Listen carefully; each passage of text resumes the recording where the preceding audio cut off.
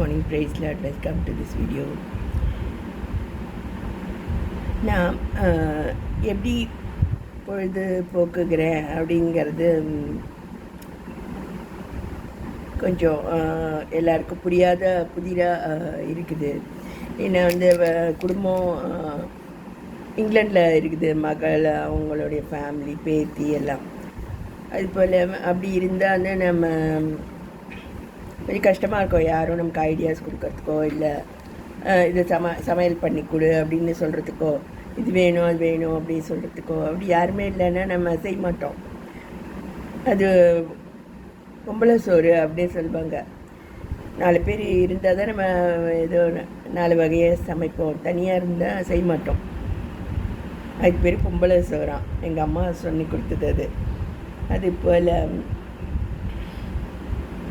எங்கள் அம்மாவுடைய பேச்சு நிமித்தம் தான் நிறைய காரியங்கள் வெற்றி அடையிறதுக்கு காரணமாக இருந்தது.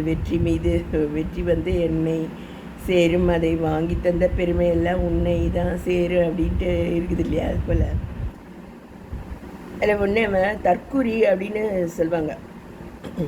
படிக்காதவங்க அப்படின்னா தற்கூரி அப்படின்னு சொல்லுவாங்க. படிப்பு அப்படின்னா டிகிரியெல்லாம் வாங்கியிருப்பாங்க, டாக்டராக இருப்பாங்க, பேராசிரியராக இருப்பாங்க, இதுவாக இருப்பாங்க, இங்கிலீஷ்லாம் பேசுவாங்க. ஆனால் பேச்சு வராது அவங்களுக்கு. சில பேருக்கு பேச்சுன்றது கர்த்தருடைய வரங்களில் ஒன்று. ஸோ நம்ம கர்த்தருடைய பிள்ளையாக இருக்கணும்னு சொல்லுவாங்க. கர்த்தருடைய பிள்ளையாக இல்லைன்னா என்ன ஆகும் அப்படிங்கிறது தான் என்னுடைய பேச்சு இன்றைக்கி. அது நமக்கு எவ்ரிடே ஆக்டிவிட்டீஸு கஷ்டமாக இருக்கும். நம்ம கர்த்தாவே என்னுடைய வாயின் வார்த்தைகளும் இருதயத்தின் தியானங்களும் நமது சமூகத்தில் பிரீதியாக இருப்பதாக அப்படின்ட்டு தாவீது ராஜாவே அவர் ஜெபிச்சு தான் அவர் ராஜாவாக இருந்திருக்கார். கர்த்தருடைய அபிஷேக தைலம் என்ற கிரீடம் அவர் மேலே இருந்தது. அதனால் அவர் முதியோரை பார்க்கலும் ஞானமுள்ளவராக இருந்தாராம். அதுபோல் நமக்கு எவ்ரிடே ஆக்டிவிட்டீஸ் கர்த்தருடைய கிருபையினால்தான் அது நடக்கும். அப்படி இல்லைன்னா இதுமாரி பலவீனப்படுத்தக்கூடிய ஆவிகள் நம்முடைய சரீரத்தை பாதிக்க முடியும். அதுபோல்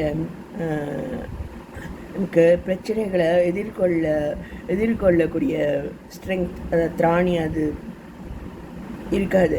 இதெல்லாம் நான் எப்படி கற்றுக்கிட்டேன்னு, நிறைய படிப்பாளிகளை நான் அவங்களோட பேசக்கூடிய வாய்ப்பு இருக்குது. உதாரணத்துக்கு இப்போ டாக்டர்கிட்ட போகிறேன்னு வைங்க, அவர் சொல்வார், இந்த வைஃபை ஸ்பீடு இல்லாத கொடுக்கறதுனால கொஞ்சம் கஷ்டமாக இருக்குது அப்படின்னு சொல்லியிருக்காரு. ஏன்னா இப்போலாம் பார்த்திங்கன்னா ஹாஸ்பிட்டலில் நம்முடைய ரெக்கார்ட்ஸ் எல்லாமே கம்ப்யூட்டரைஸ்டாக இருக்குது. எக்ஸ்ரே ஃபிலிம்லாம் கிடையாது, எல்லாமே கம்ப்யூட்டரைஸ்டாக இருக்குது. நீங்கள் ஒரு பல்லு எக்ஸ்ரே எடுத்திங்கனாலும் அதுவும் கம்ப்யூட்டரில் இருக்கும். உங்களை பற்றிய மொத்த ரெக்கார்ட்ஸும் அதில் கம்ப்யூட்டரில் ஏறுது. அதனால் ஃபிலிம்லாம் நீங்கள் மெயின்டைன் பண்ணுற அவசியம் கிடையாது. அதுபோல் அவர் பிரச்சனையை சொல்லிகிட்டு இருந்தார். அதுட்டு அவர் காலையிலேயே 5-6 மணிலேருந்து அவர் வேலைக்கு வராரு இல்லையா? அதனால் அவருக்கு பொறுமை இல்லை. ஸோ நமக்கு குழந்தை பார்த்திங்கன்னா நடக்கும்போது பொறுமையாக எடுத்து வச்சா தான் அது நடக்கும்.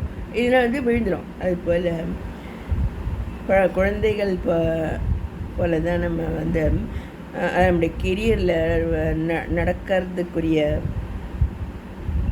திராணி அல்லது ஸ்ட்ரென்த் கர்த்தர் தான் நமக்கு தரணும். அப்படின்னா நம்ம குழந்தைகளை தவழ்ந்து கொண்டே இருந்துடுவோம். எங்கள் அம்மா பற்றி சொன்னேன் இல்லையா? எங்கள் அம்மா எனக்கு சாதிக் பாட்ஷா அப்படின்னு ஒரு பேரை வச்சுருந்தாங்க. பல பேர்கள் வச்சுருந்தாங்க. அதில் சாதிக் பாட்ஷா அப்படின்னு ஒன்று.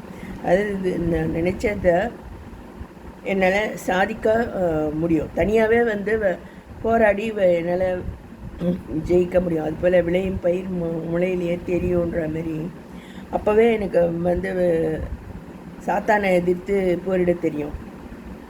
அது போல் சோதிப்பாங்க டீச்சர்ஸ் அதெல்லாம் உனக்கு யாரை பிடிக்கும் அப்படியெல்லாம் 2ஆம் வகுப்புலேயே சோதிப்பாங்க. அதுமாரி 5ஆம் வகுப்பில் வேறு மாதிரி சோதனை வைப்பாங்க. கடைசியில் அந்த டீச்சர்ஸு சொன்னது தான், இந்த பொண்ணுக்கு வந்து இயற்கையிலேயே கர்த்தருடைய கிருபை இருக்குது, அதனால் இது வந்து பழிச்சுக்கோம் அப்படின்ற மாதிரி அவங்க என்னோடய டீச்சர்ஸ் வந்து சொன்னாங்க.